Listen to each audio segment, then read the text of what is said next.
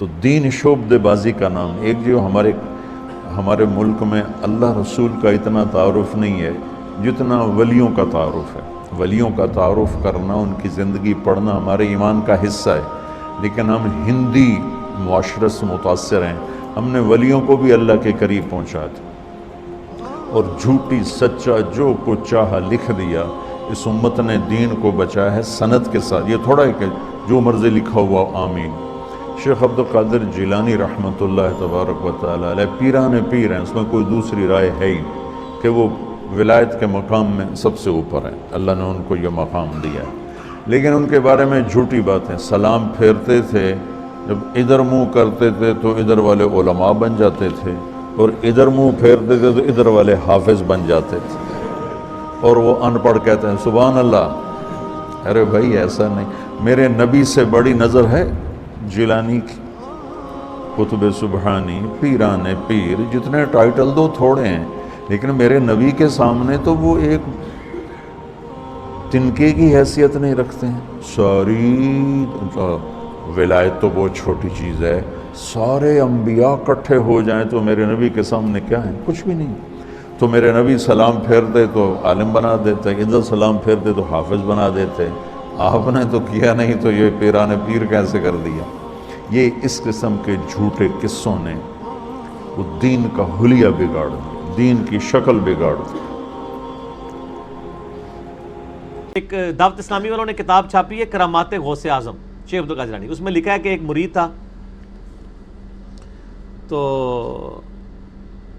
وہ اس نے نا ان کی وہ جو لوٹا تھا نا اس کی ٹوٹی قبلہ رخ نہیں رکھی ہوئی تھی، تو کو کتنے پہنچ دے جائے تو وضو کروا کے اس نے لوٹا ایسے ہی رکھ دیتا. بیچارے کو مطلب غلطی ہوگی. انہیں جناب ایک نگاہ ماری تو مرید جلال کتاب نہ لاتے ہوئے جہاں بحق ہو گیا. یہ لکھا ہوا ہے. اچھا اور یہ اسی سے لیا نا، بڑی کتاب ہے بہجت الاسرار.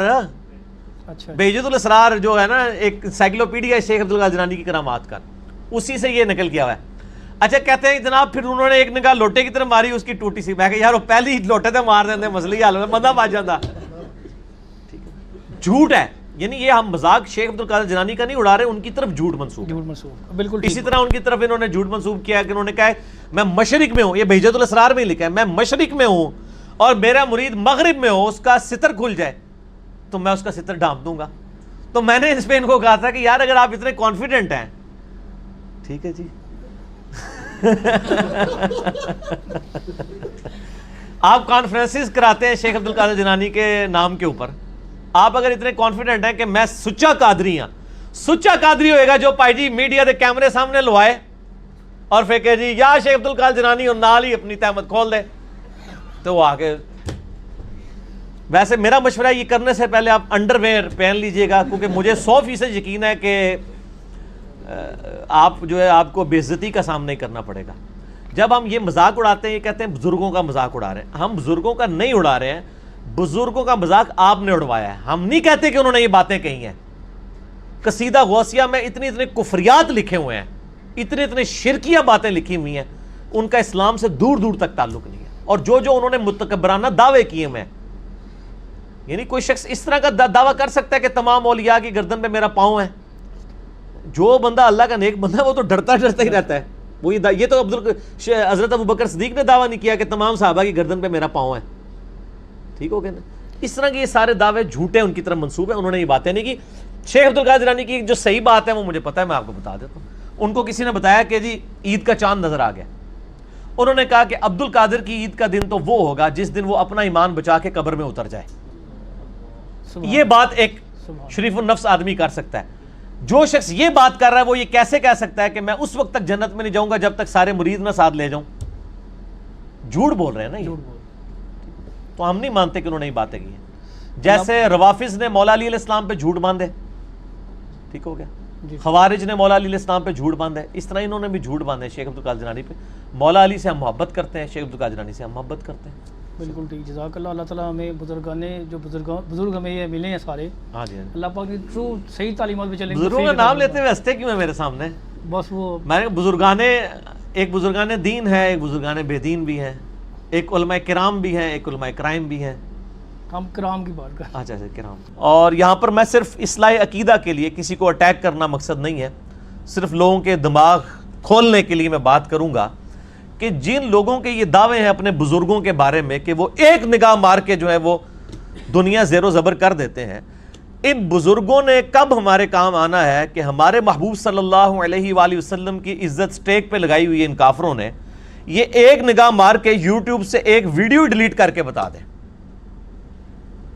خود ان بزرگوں کی اپنی کتابوں میں کتنی گستاخانہ عبارتیں ہیں جو میں اکثر ہائی لائٹ کرتا رہتا ہوں. میرا مسئلہ نمبر 71B ہے، انڈیا اور پاکستان کے بزرگوں کی 19 گستاخانہ عبارات کا تحقیقی جائزہ.